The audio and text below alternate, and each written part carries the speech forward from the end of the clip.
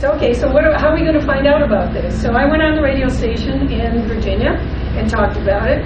I sent articles to the newspaper and said, this is what I'm doing, does anybody remember? And people started coming out of the woodwork. Oh yes, they remember this crash. In fact, it crashed right behind the restaurant at Mabry's Mill. Has anyone been to Blue Ridge Parkway in Mabry's Mill? A lot of people have told me they have. Mabry's Mill is considered to be the most photographed spot on the Blue Ridge Parkway. It's a beautiful spot, and they added a restaurant quite a few years ago, probably 30 years ago. And the one gal said, well, every time we went out there, every time we go out there for lunch, my father would say, right out there is where that bomber came down, and their engine's still buried in that swamp. And, which isn't true, I had to dispel that. But, so anyways, there were people that remembered it. And I have to tell you that the greatest line that I think is in the book came from the very first woman I interviewed. And I was talking to her, and she said, and you know, that bomber came down, it was all over Farmer Gold's property. It landed in a pig lot, and not one pig was injured or killed. Isn't that amazing? Another woman told me she was 11 years old. Her mother took her there the next day, and she said, you know, I was 11 years old. The only thing I remember was there was debris everywhere. And there was a mama sow and these baby piglets running all over this stuff. And so anyway, so I landed in a farmer's field. Because of the accident report, I knew the people that helped the pilots. I knew where four of them bailed at one time, and the other two, there were six crew members on the flight. They were all combat veterans. Did I say this already? I feel like I did. They were all combat veterans. It was a training flight, but they were training to be commanders. At first, I thought they were all new pilots training. And I was told, you know, they were training pilots so fast, that's why you had so many crashes. These young men didn't know what they were doing. And they had hardly any hours in the air, and that's why they were crashing. Well, that's not true in this case. However, in my research, I discovered that two of the men are still alive. Captain Arvel Stredbeck is 99 years old. He lived in Lehigh, Utah. About 3 weeks ago, he finally went into an independent living. He's been living by himself, taking care of himself, spry as can be. And one of the other pilots lives in Bradenton, Florida, Michael Hogan. And in talking to Captain Stredbeck, did I tell you what their mission was? See, I'm forgetting things. Okay. The plane was a training, they were on a training mission. On September 30th, about 8 o'clock at night, they left Lockbourne Air Force Base in Columbus, Ohio, headed for Maxwell Field in Montgomery, Alabama. Their mission was threefold. First of all, it was a night mission. If any of you are in aviation, any pilots, then you know flying at night is very difficult. It's very different than flying during the day. And the reason, one of the major reasons is you often cannot determine where the horizon is. So it's a whole different ballgame. So they were training the night vision, night flight. They had to drop off an officer at Maxwell, and they were to refuel and head back home. It was about a 2.5-hour flight, a little over a 2.5-hour flight to Maxwell, and the same as a return. Well, on the way down, they got to Maxwell okay, but cloud cover was starting to move in. When they left, they were cleared to leave because the cloud cover was bad, but it wasn't that bad. But they got up in the air, and by the time they got over Chattanooga, Tennessee, the cloud cover was thick like mud. It was all over the eastern coast, from the Mississippi to the Atlantic. All the airports were closed. The navigational systems they used at the time were called the RDFs, the radio direction finder. And that navigation system depended wholly on two things. Number one, that you could get a fix on where you were, which meant you could see where you were. And number two, that you could hear the radio beams, because they had radio towers, at all these airports, and the different pings and sounds and noises that you heard would tell the pilots exactly where they were and which direction they could go in.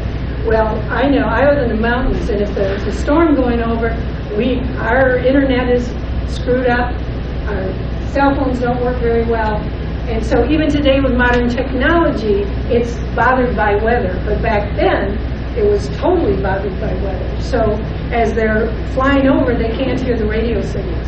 Plus the radio compass didn't work, so it was going all crazy, so that wasn't working, and I learned so much about the B-17. The B-17 bombers had these Bombay tanks, which are extra tanks, with each one has 410 extra gallons. There's two of them. And when they went to transfer the fuel from one of the Bombay tanks into the engine, it didn't transfer. They didn't know why, but they didn't transfer. So they were down gallons of gas that they had counted on. And so that was the mission. They were to fly down, drop off the officer. It was a night vision thing.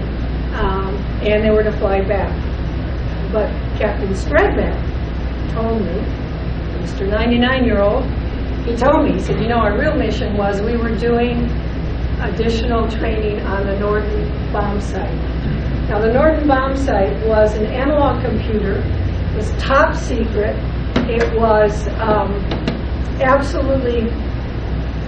it was so secret that when they brought it to the airplane to place it in the plane, it came with an armed guard entourage, and one of the guard was handcuffed to the bomb site. And the pilots were trained, if the plane was going down, they had to take a gun, do whatever they could to destroy that bomb site so no one else would get it. And Captain Stradback said that was our real mission. We were doing additional training on the bomb site, but that's not in the records anywhere. That's just what he told me. So that was their mission. And as the cloud cover thickened, they couldn't communicate. They thought they'd hear a ping here and a ping there and think, okay, turn this direction, turn that direction. They thought they were close to Ohio. And they were shocked when they landed and, they bailed out and discovered that they were in the mountains of Virginia. So to go back to the mountains of Virginia, you have to understand 1944, most of these houses did not have electricity. Most of these houses did not have indoor plumbing, and very few of them had telephones. And the ones that had telephones, it was very expensive to use them.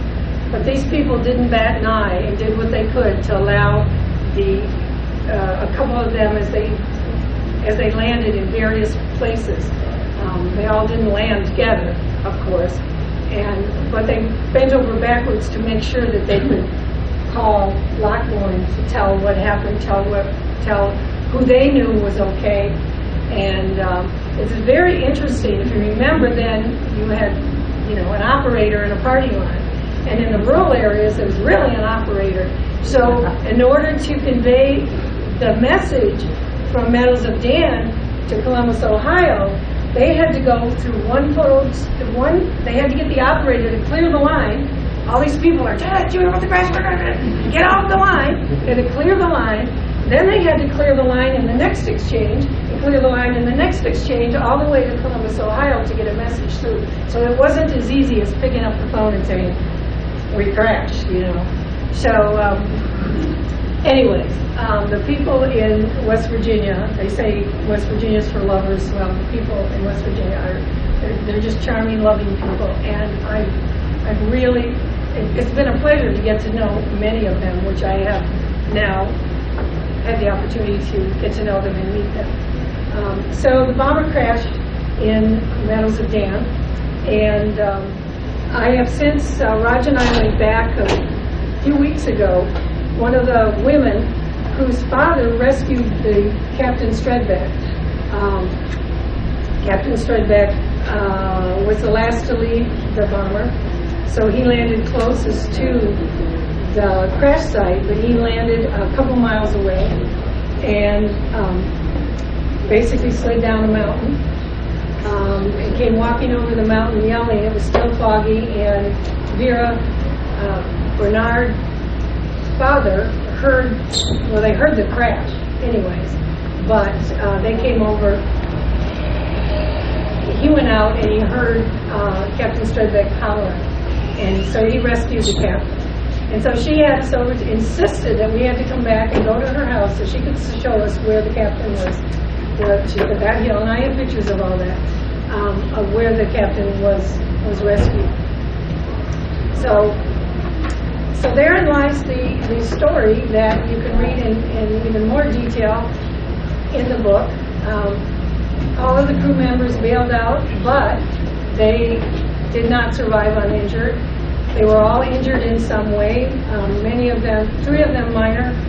Michael Hoban, the one who's alive and still lives in Bradenton, Florida, he broke his leg. He said he never saw the ground until he hit it, and he knew it was bad. He broke his fibula, his tibia, and his ankle. And but he bailed with the 3 other crew members, and they all landed within a half an hour of each other. So they just hollered. They all found him, and so they were rescued together as a group. It was really kind of funny that. In that area, they didn't have ambulances, or they might have 1 ambulance for the whole county.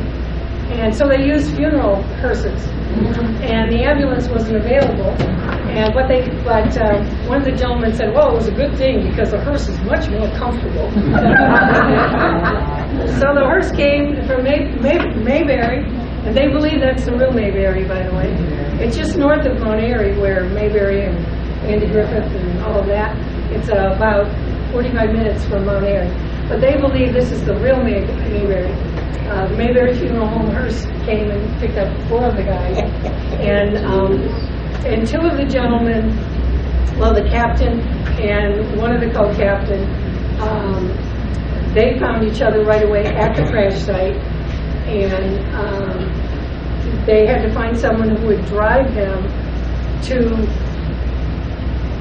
Well, they couldn't drive. It's about 45 minutes from Roanoke, Virginia, and there's a military hospital there.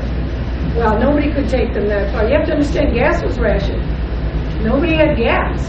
And so the few cars that had gas, I mean, all of this stuff is precious fuel. And but one gentleman agreed to drive the captain and the other one. These 2 men are injured now. Drive them and drop them off at the Mayberry, at the what's the other city we went to? No. We're the courthouse we saw. Floyd.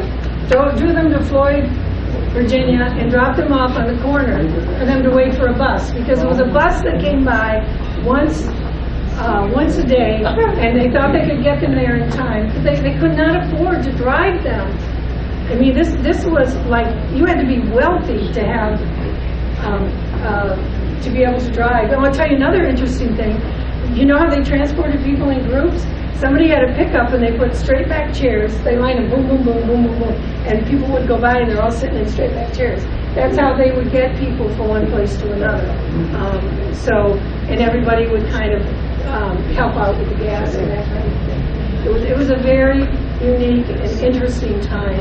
And so Captain Stredbeck and First Lieutenant Fitchko are standing on the corner by the courthouse in Floyd, Virginia, and guess what drives by? A Mayberry hearse. and Lieutenant Hall was in the front seat, and he says, "Hey, those are our boys!" So they all ended up going together to the hospital in Virginia. Now, all this stuff is not in my regular presentation. There's not enough time. But it's just been a magical time for me these last 3 months. People ask me, how did you do it so fast? I don't know. I really don't know. It was like I just delivered it to you. I didn't write it. I delivered it. That's what I feel. It was that. You hear authors talk about that kind of experience, and it just sounds kind of, but I'm telling you, that's the way I felt. That's the way I felt from the very beginning. This was meant to be. It was meant to be, and meant to be delivered to you today. And it is I can't tell you what a pleasure it is for me to do that and deliver it to you. Now, the other thing I'd like to tell you is we have a very important person in the room. Arthur Blackport, the young man who raised his hand and said, Mr. Mulder, why don't we do that? He's sitting right here with his family, his daughter.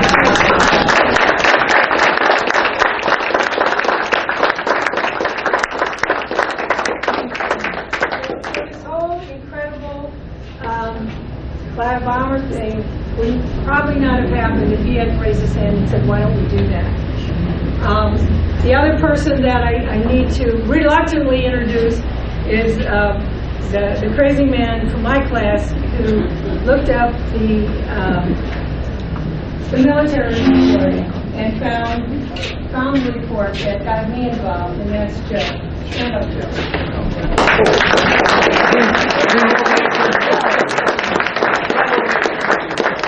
Crazy. The whole historical incident that happened without Arthur, and both when that happened without Joe. I'm very proud of what's come out of it and what it is. But I'm more proud and more excited to be able to give it to all of you. I really am. This story goes far beyond this school, far beyond what all of you did, what Arthur did. It's a story about the patriotism of the United States during wartime. I'm just so proud to be a graduate of South High, and how incredible that a school that closed in 1968 should still have a varsity club that meets once a year, a breakfast once a month, Marge, who has a luncheon type get-together once a month. I mean, it's astounding. It's just astounding. And there's something about that spirit that was in that school in 1915, 100 years and 4 days ago today, the school opened. So on this 100th anniversary of the school, how fitting to bring this story forward. And by the way, in the book you will see when we were walking through on May 3rd, after Arlie Burnett and Arlie Dalton showed us where it crashed, they left, and it was John Reynolds, the secretary from Edgewater County, and Roger and I. We were walking through the pig lot. And we're walking, and John looks down, he sees something shiny, he reaches down and he picks up this object. There's a picture in the book. And on the object are some barely visible numbers and scratches. And so Roger gets out a smartphone, he guesses at things, and he punches it in, and he pulls up, and we almost passed out. This is what it said. It said World War II Aviation, no, World War II U.S. Air Force, U.S. Army Air Force plug socket. We almost passed out. Now you have to understand, this property was a pig lot. It was a swamp. It was only used for pigs. 2 or 3 years later, it was sold to the Parkway. It was still a pig lot. Mrs. Gold lived there. It was still a pig lot. She died. It was our property. That property has been untouched for 70 years. And the other thing is, after the crash, the military came in and took all the big stuff. They got all the engines out of the swamp. There was nothing buried there anymore. They pulled that out, and they had to. Arlie said his grandpa had to sign a note that said it was okay for them to leave the rest of the stuff. So all the little pieces, parts of the plane were everywhere. The part that was found is being cleaned by the National Park System and will be on display at the Factor County Historical Society. So anyway, obviously I'm going to be quiet now because I can talk for hours about this.